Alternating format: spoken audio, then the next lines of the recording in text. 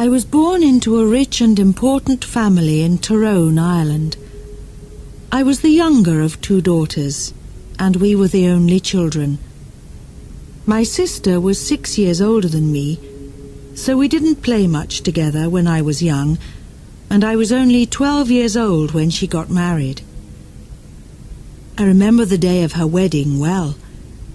Many people came, all of them laughing, singing and happy. But I felt sad when my sister left with her new husband, Mr. Carew. She was always very nice to me, nicer than my mother, and so I cried when she went away to her new home in Dublin. My mother and father didn't love me. They wanted sons and were not very interested in me. About a year after my sister got married, a letter arrived from Mr. Carew. He said that my sister was ill and that she wanted to come home to Tyrone and stay with us, to be with her family. I was sad that she was ill, but also very happy about her visit.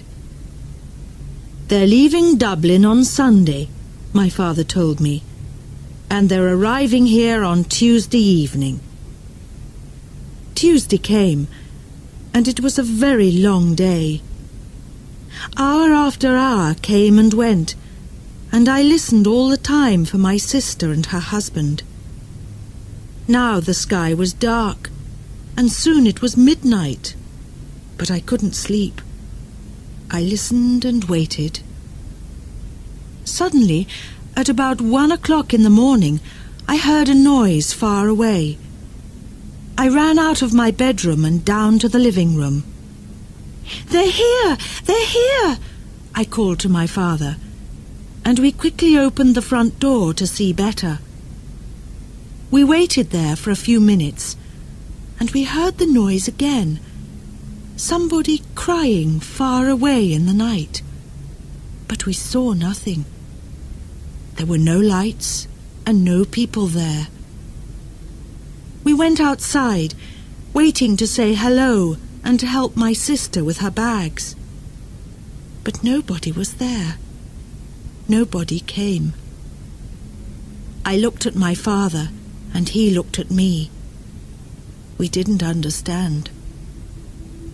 "I know I heard a noise," he said. "Yes," I answered. "I heard it too, Father. But where are they?" We went back into the house without another word. We were suddenly afraid. The next day a man arrived and told us that my sister was dead. On Sunday she felt very ill, on Monday she was worse, and on Tuesday, at about 1 o'clock in the morning, she died, at the same time that we were outside the house in the night waiting for her. I never forgot that night. For the next 2 years I was very sad. You could say that I stopped living. I didn't want to do anything or speak to anyone. Mr. Carew soon married another young woman in Dublin, and I felt angry that he forgot my sister so quickly. I was now the only child of a rich and important family, so before I was 14 years old, men started to visit our home. They wanted to meet me and perhaps to marry me. But I didn't like any of these men, and I thought I was too young to be married.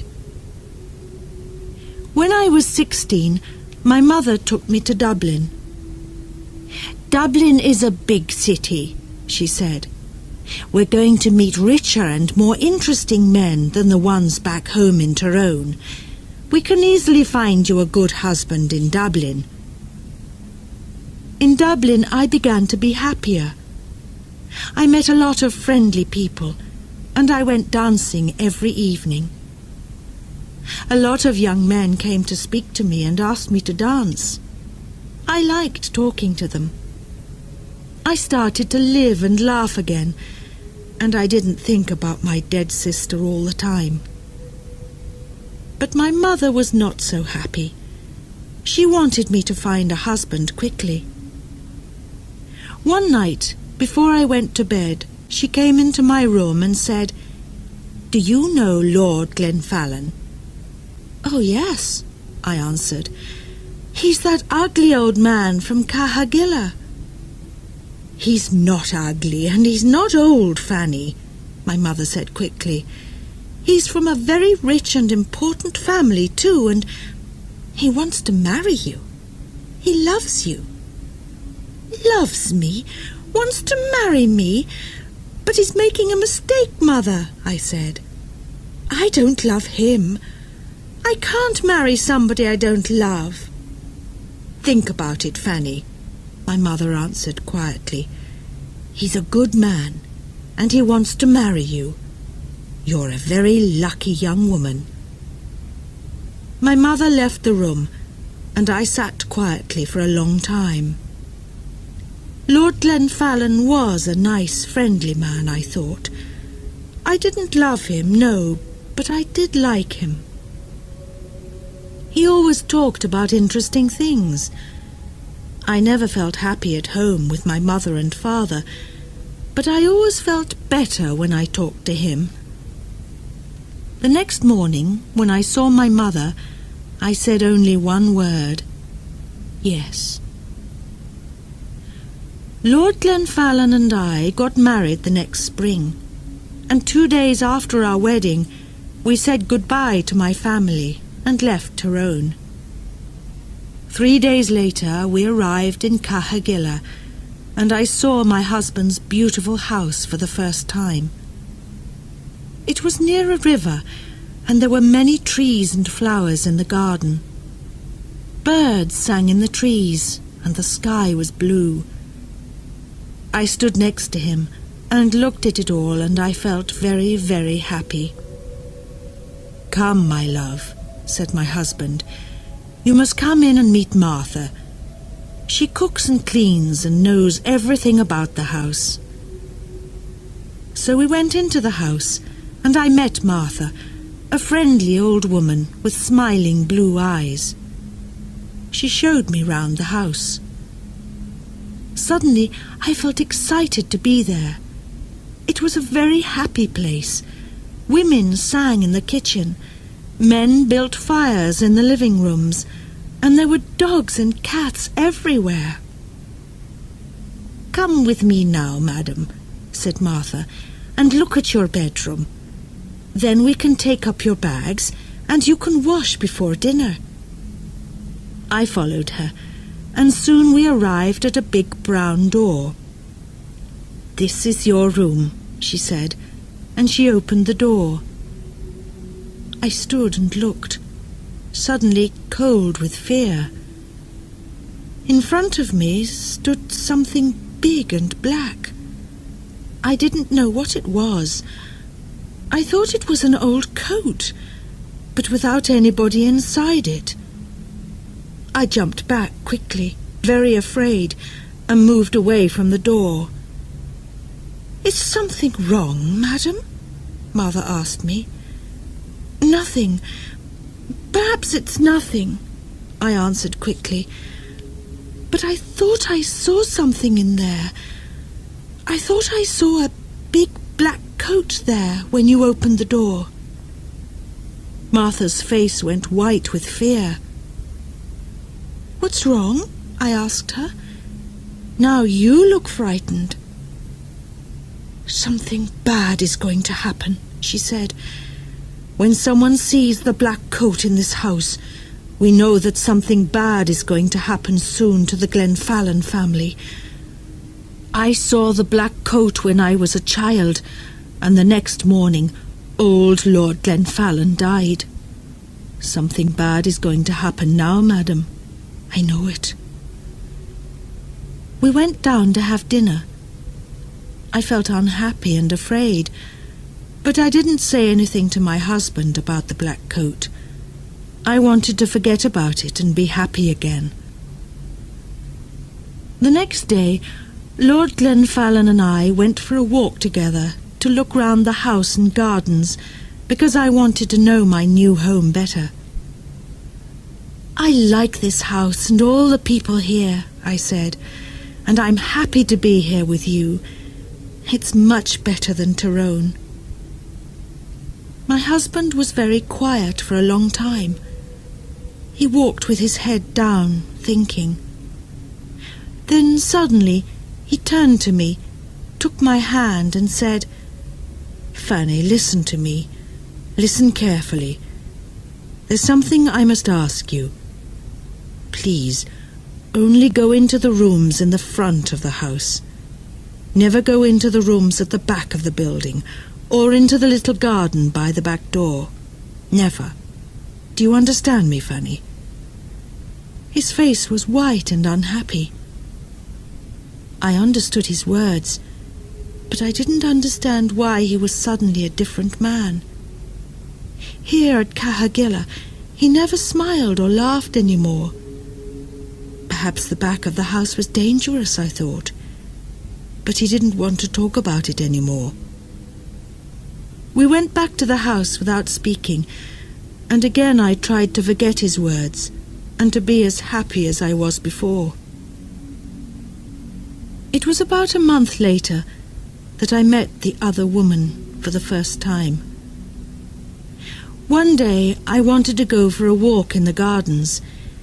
It was a beautiful day, and I ran up to my room after lunch to get my hat and coat. But when I opened the door of my room, there was a woman sitting near the fire. She was about 40 years old, and she wore a black coat. Her face was white, and when I looked closely, I saw that her eyes were white too. She was blind. "Madam," I said, "this is my room. There is a mistake." "Your room?" she answered. "A mistake? No, I don't think so. I don't think there's a mistake. Where is Lord Glenfallen?" "Down in the living room," I said. "But who are you, and why are you here in my room?" "Tell Lord Glenfallen that I want him," was all she said. "I must tell you that I am Lady Glenfallen, and I want you to leave my room now," I said. "Lady Glenfallen, you are not, she cried, and hit my face very hard. I cried out for help, and soon Lord Glenfallen arrived. I ran out of the room as he ran in, and I waited outside to listen at the door. I did not hear every word, but I knew that Lord Glenfallen was very angry, and the blind woman was very unhappy. When he came out, I asked him, "Who is that woman, and why is she in my bedroom?" But my husband didn't answer me. Again his face was white with fear. His only words were, "Forget her." But I did not forget her, and every day it was more and more difficult to talk to my husband. He was always quiet now, always sad and afraid. He sat for hours looking into the fire with his unhappy eyes, but I didn't know why, and he didn't want to tell me. One morning after breakfast, Lord Glenfallen suddenly said, "I have the answer. We must go away to another country, to France or Spain perhaps. What do you think, Fanny?" He didn't wait for my answer, but left the room very quickly. I sat and thought for a long time. Why must we leave Cahagilla? I didn't understand. And I didn't want to go too far away from my mother and father in Tyrone. They were old now, and my father was sometimes ill. They didn't love me very much, but I wanted to be near them. I thought about it all day, and I didn't know what to say to my husband when he arrived back in the evening and came in to dinner. I said nothing. After dinner, I was very tired, and I went up to my bedroom early. I wanted to have a good night's sleep and think about it all again the next day. I closed my eyes and went to sleep. But I did not sleep well, because I dreamed of the black coat. Suddenly, I woke up. Everything was dark and very quiet, but somebody was at the end of my bed. There was a hand with a light, and behind the light was the blind woman. She had a knife in her other hand. I tried to get out of bed and run to the door, but she stopped me. "If you want to live, don't move," she said.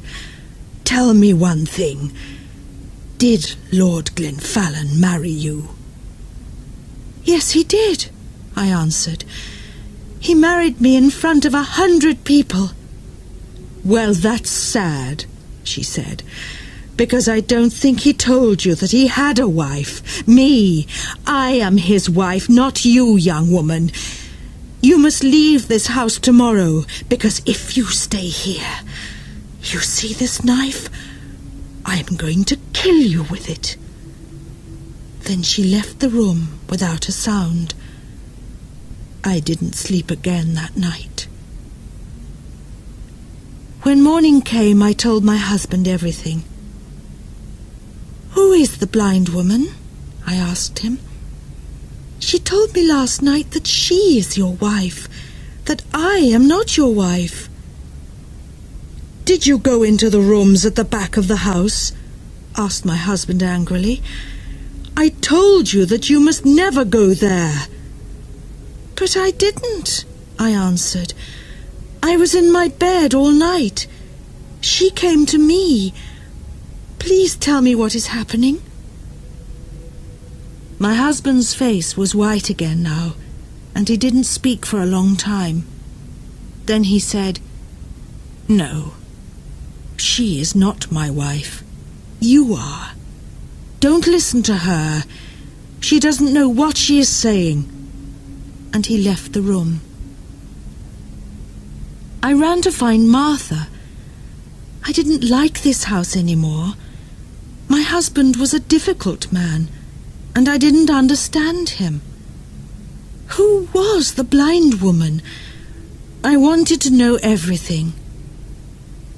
"Don't cry, madam," said Martha when I found her. "Sit down and listen to me. What I'm going to tell you is not very nice. The blind woman, the woman in the black coat, is dead. You saw her ghost.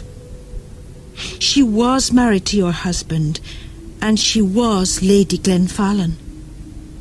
Nobody knows how she died. Her bedroom was at the back of the house. Somebody saw your husband with a knife in his hand on the night she died. But did he kill her? Nobody knows. When we found her, the knife was on the floor next to her, and her eyes... Somebody cut her eyes out after she died. Perhaps he didn't want her to see his other women. His next wife. You. I didn't wait to speak to my husband again. I left that day. I was too afraid to stay another minute at Cahagilla. I knew that the blind woman was going to come back again and kill me. I said goodbye to Martha, took my bags, and told my driver to take me back to Tyrone. I'm happy living here with my mother and father now. The house is quiet. I sleep well each night, and they are friendlier to me than they were before. Sometimes my dead sister visits me at night, but I'm never afraid. She tells me that the blind woman is trying to find me at Cahagilla, and that she wants to kill me. She is jealous of me, but she can never find me there. She must wait for the next Lady Glenfallen.